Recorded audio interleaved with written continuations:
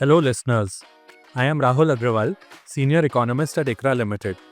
In this podcast, I'll be sharing ICRA's views on the upcoming Union Budget for FY2027.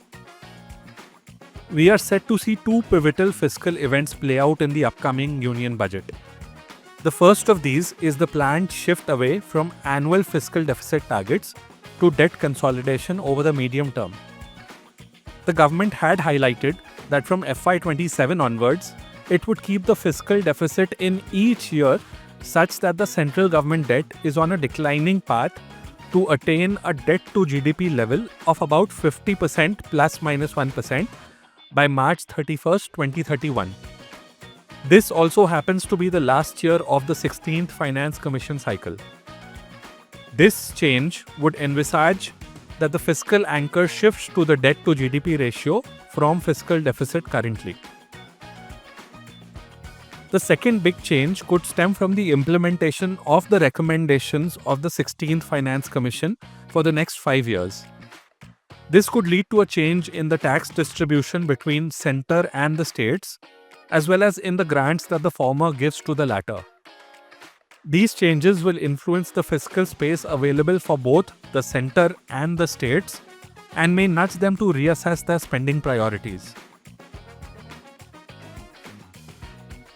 ICRA estimates that the medium-term target for the debt-to-GDP ratio of 50% by FY 2031 would entail only a modest fiscal consolidation from the current levels of 56.1%.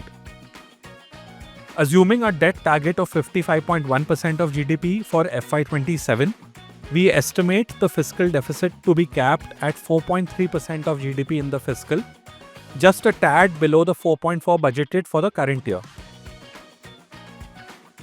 A muted compression in the fiscal deficit should provide space to the government to expand its Capex by double digits in FY27.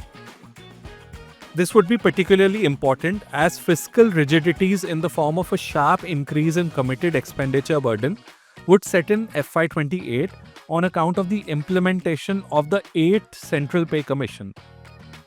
This would limit the room for an expansion in discretionary expenditure, including that for Capex in FY28.